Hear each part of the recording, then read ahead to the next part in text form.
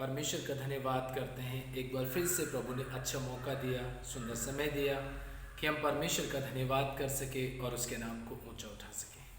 आज के दिन में प्रियो, हम परमेश्वर के वचन से जानेंगे, सीखेंगे, समझेंगे कि परमेश्वर किस रीति से हमारी ज़िंदगी में काम करता है। आज का हमारा वचन का टॉपिक है, हमारे वचन का विषय है, हमारे हाथ में क्या है। टॉपिक है, हमारे हाथों में क्या है। इन खाली हाथों में कुछ है। अक्सर लोग इस बात को कहेंगे कि हमारे इन खाली हाथों में कुछ भी नहीं है, लेकिन मैं आपको बताना चाहता हूं कि आपके इन खाली हाथों में वो ताकत है जो दुनिया के किसी दूसरे इंसान के पास नहीं है। जितने मसीह यीशु पर विश्वास करते हैं, उन सबों के इन खाली हाथों में इतनी ताकत है कि इस दुनिया के बड़े से बड़े वैज्ञानिकों के पास, साइंटिस्ट के पास और किसी दूसरे डॉक्टरों के पास में वो ताकत नहीं है जो काम आप इन खाली हाथों से कर सकते हैं। डॉक्टर अपने 50 साल की डिग्री लिए हुए MBBS डॉक्टर या बड़े बड़े बुजुर्ग वैज्ञानिक भी वो काम नहीं कर सकते जो परमेश्वर आपके द्वारा इन हाथों से करा सकता है। हालेलुया। आज के वचन में हम इस बात को जानेंगे, समझेंगे कि परमेश्वर इन खाली हाथों में यदि कुछ जरा सी मामूली सी चीज भी दे देना, तो वो मामूली सी चीज आपको बहुत बड़ी आशीष का कारण आपको बना सकती है। ऐसे ही इस वचन पर हम लोग बातचीत करेंगे और वचन में जाने से पहले, प्रार्थना में जाने से पहले, मैं प्रभु यीशु मसीह का सेवक पास्टर लाल सिंह आप सबों का हमारे जयवंत मिनिस्ट्री बाजपुर के YouTube चैनल पर आप सबों का हार्दिक स्वागत करता हूं और उम्मीद करता हूं कि आप बिल्कुल ठीक होंगे, भले चंगे होंगे, परमेश्वर के प्रेम और परमेश्वर के अनुग्रह में भरपूरी के साथ आनंदित होंगे। आमीन। आइए हम सब लोग प्रार्थना में जाएंगे, अपने आंखों को बंद करें, अपने सिरों को झुकाएंगे। सर्वशक्तिमान, दयालु और सामर्थ्य अनुग्रहकारी जीवित पिता परमेश्वर, राजाओं के राजा और प्रभुओं के प्रभु यीशु मसीह के नाम से हम आपके पास आते हैं, नज़दीक में आते हैं प्रभु। धन्यवाद करते हैं इस अच्छे समय के लिए, सुंदर वक्त के लिए प्रभु जी, जो आपने हम सबों को दिया प्रभु। हे मेरे स्वर्गीय पिता, हम प्रार्थना करते हैं इस समय विशेषकर प्रभु कि हम जितने जन भी यहाँ इकट्ठे हुए, हम सबों का जीवन तेरे हाथों में समर्पित कर देते हैं प्रभु। अपने लहू के द्वारा आशीष देना, बरकत देना प्रभु, और अपनी आत्मा से परिपूर्ण करके चलाना प्रभु। अब तक के दिनों में, अब तक की ज़िंदगी में प्रभु आपने हमें संभाला है, आगे भी संभाल के रखना, हमारी सहायता करना, हमारी मदद करना प्रभु, और अपनी आत्मा से हमें परिपूर्ण करके चलाना प्रभु जी। हे मेरे पिता, आज हम जो कुछ भी तेरे वचन से सीखते हैं, समझते हैं प्रभु, उसके अनुसार चलने में आप हमारी सहायता, मदद करना, और प्रभु अपने वचन की गहराई को प्रभु सीखने में हमारी सहायता करना प्रभु, ताकि पिता परमेश्वर जो लोग अपने आप को निर्बल, दुर्बल और कमज़ोर समझते हैं प्रभु, आप उनको किस तरीके से आप ताकतवर बनाते हैं, किस तरीके से उन्हें सामर्थ्य बनाते हैं प्रभु, और किस तरीके से उन्हें आप आशीषित करते हैं प्रभु। आज के वचन से वो सभी लोग सीख सकें, समझ सकें और तेरी महिमा कर सकें मेरे स्वर्गीय पिता परमेश्वर जी। हे प्रभु, आपने सच में हमारी विनती और प्रार्थना को सुना है प्रभु। जो कमज़ोर, बीमार और परेशान, तकलीफ, समस्याओं में जकड़े हुए हैं, आज का वचन इनके लिए ढेर सारी आशीषों का कारण बने प्रभु, इनके लिए ढेर सारी बरकतों का कारण बने मेरे स्वर्गीय पिता परमेश्वर। तेरा सामर्थ्य और तेरा अनुग्रह सदा सर्वदा तक बना रहे मेरे स्वर्गीय पिता। हम आपका धन्यवाद करते हैं कि आपने हमारी विनती और हमारी प्रार्थना को प्रभु जी सुन लिया है पिता परमेश्वर। आगे का समय आपके पवित्र हाथों में सौंपते हैं पिता। अगुवाई करना, आत्मा के अनुसार चलाना प्रभु। सारा आदर, महिमा, गौरव, जलाल हम आपको देते हैं प्रभु यीशु मसीह के नाम से इस प्रार्थना विनती को मांगते हैं, आमीन।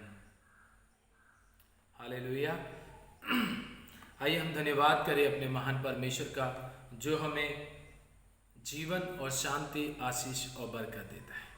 आज मैं परमेश्वर के वचन से आपसे बात करना चाहता हूँ, आज आपको सिखाना चाहता हूँ, समझाना चाहता हूँ और बताना चाहता हूँ, विशेषकर कि हम जो कुछ भी परमेश्वर के वचन से सीखते हैं, समझते हैं, वो हमारे लिए ढेर सारी आशीषों का कारण बनता है।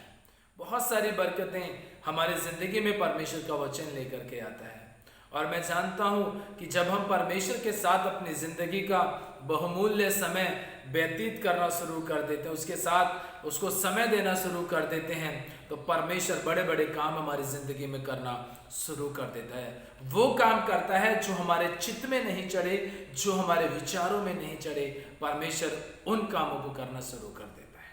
आज वचन से हम इस बात को जानेंगे कि एक ऐसा प्रभु का सेवक जिसको अपने दुश्मनों से लड़ने के लिए कुछ भी नहीं मिला, लेकिन जो चीज़ उसे मिली उसने हजारों लोगों को मार दिया, अपने दुश्मनों को परास्त किया, अपने विरोधियों को मार दिया। क्यों? क्योंकि वो उसको नष्ट करना चाहते थे। गद्दार कौन था, दुश्मनी किसने की, और कौन अपने आप को बचाना चाहता था, कौन अपने आप को नुकसान पहुंचाना चाहता था, इस बात को हम वचन के द्वारा देखेंगे। सो आप सब लोग मेरे साथ परमेश्वर का वचन निकालेंगे। न्यायियों की पुस्तक, न्यायियों की पुस्तक उसका 15 अध्याय, न्यायियों की पुस्तक उसका 15 अध्याय। आप समझ चुके होंगे जब बात न्यायियों की पुस्तक की आ जाए तो न्यायियों की पुस्तक में परमेश्वर ने कुछ ऐसे महान सेवकों के विषय में हमें पता चलता है, देखने को मिलता है, और परमेश्वर के ऐसे महान दासों के बारे में हमें पता चलता है जिन्होंने बहुत बड़े बड़े अजूबे किए, बहुत बड़े बड़े काम किए। आप समझ गए होंगे कि किसने हजार लोगों को मारा था। इस बात को जानेंगे परमेश्वर के वचन से। न्यायियों की पुस्तक 15 अध्याय और उसके 9 वचन से हम लोग पढ़ेंगे और जानेंगे। तब फलिस्तियों ने चढ़ाई करके यहूदा देश में डेरे खड़े किए और लही में फैल गए। तब यहूदी मनुष्यों ने उनसे पूछा, तुम हम पर क्यों चढ़ाई करते हो? उन्होंने उत्तर दिया, सिमसोन को बांधने के लिए चढ़ाई करते हैं कि जैसा उसने हमसे किया वैसा ही हम भी उससे करें। देखिए यहाँ पर हम सबको पता चलता है, लिखा है कि फलस्तीन देश के जो लोग थे उनके साथ में सिमसोन ने एक ऐसा बर्ताव किया था, क्योंकि सिमसोन के अंदर परमेश्वर का वो आत्मा काम करता था, वो सामर्थ काम करता था कि जब सिमसोन के ऊपर बल के साथ, पूरे सामर्थ के साथ जब पवित्र आत्मा उतरता था तो कोई भी ऐसी चीज सिमसोन को बांध नहीं सकती थी, कोई भी ऐसी चीज सिमसोन को हरा नहीं सकती थी। और हम सब जानते हैं कि जब सिमसोन अपनी माता और अपने पिता के साथ में लड़की देखने के लिए जा रहा था, उस समय पर उसने क्या किया था? दाख के बारे में हम सब जानते हैं, उसने एक जवान सिंह को मार दिया था अपने इन्हीं हाथों से। जब ऐसे जो जंगल का राजा कहलाने वाला शेर है, जब उसने उसको अपने हाथों से मार दिया, तो सोचिए अगर कोई इंसान उसे बांधने की कोशिश करेगा तो क्या उसे बांध पाएगा? कभी नहीं बांध पाएगा। क्यों नहीं बांध पाएगा? क्योंकि बंधुआई की आत्मा उसके अंदर काम नहीं करती, बल्कि स्वतंत्रता, आजादी और सामर्थ्य देने वाले परमेश्वर का पवित्र आत्मा काम करता है, ऐसा सामर्थ्य का काम करता है। ऐसे क्यों? लेकिन यहाँ पर फलस्तीनी लोग लही में आकर के क्या हो गए? फैल गए। और जब यहूदी लोगों ने देखा, यहूदा देश के लोगों ने देखा कि फलस्तीन देश के लोग हमारे ऊपर चढ़ाई कर रहे हैं, कहीं दोबारा से हम वो बंधुआई में ना ले जाएं, हमें दोबारा से हमारे ऊपर अत्याचार ना करें, इससे पहले कि वो हमारा नुकसान करें, हम उनसे बातचीत करते हैं। और बातचीत करके हम उनसे पूछते हैं, क्या पूछने के लिए? कि तुम हम पर चढ़ाई क्यों करते हो? तो उनका देखिए जवाब सुनिए कि वो यहूदियों के लिए नहीं आए, यहूदा देश के लोगों के लिए नहीं आए हैं, बल्कि सिर्फ इकलौते सिमसोन के लिए वो यहूदा नगर पे चढ़ाई कर रहे हैं। एक व्यक्ति के लिए चढ़ाई कर रहे हैं और एक व्यक्ति को वो मारना चाहते हैं, एक व्यक्ति को वो नुकसान पहुंचाना चाहते हैं। मतलब उसे बंधुआई में ले जाकर के, उसको बांध करके वो अपने देश में ले जाकर के, हो सकता है उसको जान से मारे, हो सकता है कोई दूसरा काम उसके साथ करे। एक व्यक्ति को पकड़ने के लिए इतने सारे लोग आए हैं। तो यहूदी लोगों ने जो 3000 लोग थे, लिखा है यहां पर, अगर हम 11 वचन पढ़ते, तब 3000 यहूदी पुरुष एताम नामक चट्टान की दरार में जाकर सिमसोन से मिलने लगे। 3000 लोग मिलने के लिए, एक व्यक्ति से मिलने के लिए 3000 लोग गए हैं। क्यों गए हैं? क्योंकि यहूदी भी और यहूदा देश के सारे लोग सिमसोन की ताकत के बारे में जानते थे। उसके अंदर जो परमेश्वर का सामर्थ का आत्मा काम करता है उसके बारे में वो जानते थे। और ये बात अच्छी तरीके से वो जानते थे कि सिमसोन को पकड़ना कोई आसान काम नहीं है, कोई संभव वाला काम नहीं है। उसको पकड़ने के लिए हमें बहुत सारे लोगों की जरूरत है, बहुत सारी चीजों की हमें जरूरत है। यहूदी आकर के सिमसोन से बात करने लगते हैं और कहते हैं कि हम तुझे बांध करके हम सिर्फ और सिर्फ उनको फलस्तीन देश के लोगों को देना चाहते हैं, ताकि वो हमारे साथ किसी भी प्रकार का कोई बुरा व्यवहार ना करें। सिमसोन ने कहा ठीक है, अगर तुम मुझे लेकर के जाना चाहते हो तो मुझसे ये शपथ खाओ कि तुम भी और फलस्तीन देश के लोग मेरे ऊपर प्रहार नहीं करोगे। यहूदियों ने कहा कि हम कसम नहीं खाएंगे, हम शपथ नहीं खाएंगे। वो फिर भी जैसे तैसे करके उसे बांध करके, क्या हुआ, बांध करके वो वहां से लेकर के चले गए।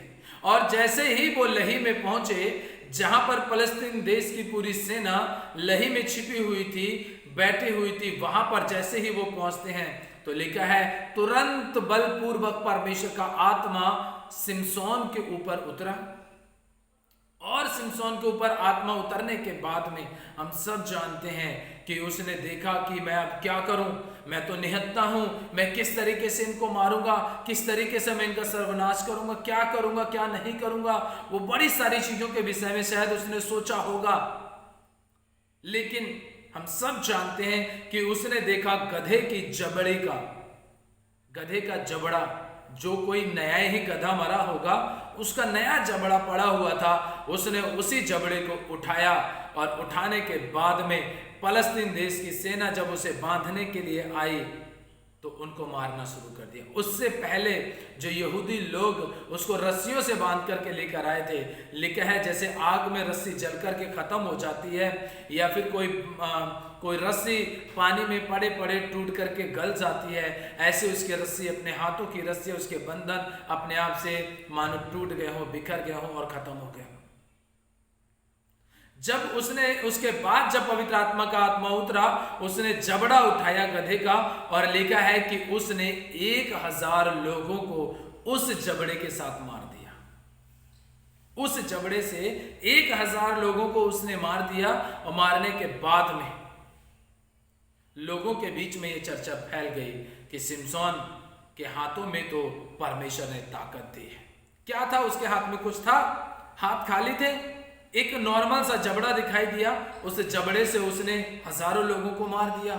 सोचिए प्रियो, परमेश्वर का वचन कहता है कि जब सिमसोन के ऊपर पवित्र आत्मा उतरा, बलपूर्वक उतरा, तो उसने 1000 लोगों को मार दिया।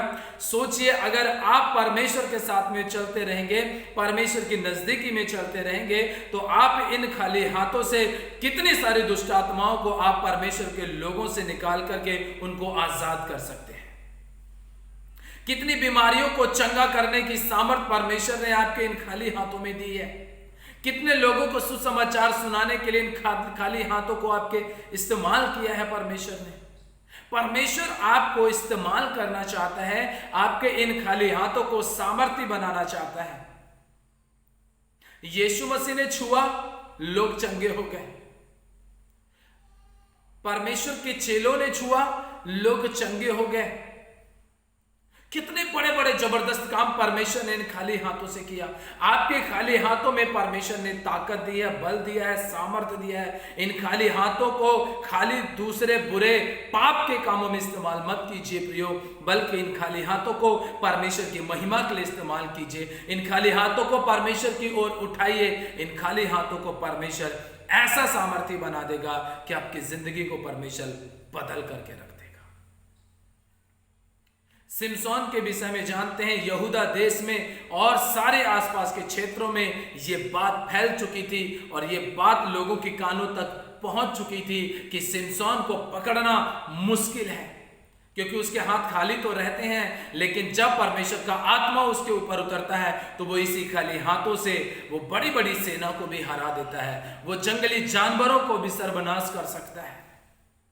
तो आपका खाली हाथ अगर परमेश्वर की महिमा के लिए उठेगा, भलाई के लिए उठेगा, लोगों की अच्छाई के लिए उठेगा, तो परमेश्वर इन खाली हाथ को कैसे इस्तेमाल करेगा ये आप सोच भी नहीं सकते।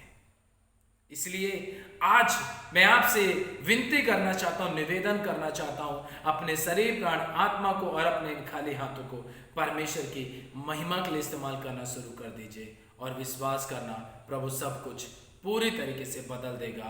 आपकी जिंदगी को, घर परिवार सब कुछ बदल देगा। परमेश्वर के नाम से आप आशीषित होते चले जाएंगे और आपकी चर्चा, खाली हाथ की चर्चा और परमेश्वर की आत्मा की चर्चा और आपके अच्छे व्यवहार की चर्चा आपके आस पड़ोस में नहीं, सिर्फ आपके आस पड़ोस में ही नहीं, बल्कि जिस क्षेत्र में आप रहते हैं उस क्षेत्र में तक पूरे में फैल जाएगी। हालेलुया। परमेश्वर आज के वचन के द्वारा आप सबों को आशीष और बरकत दे। आमीन।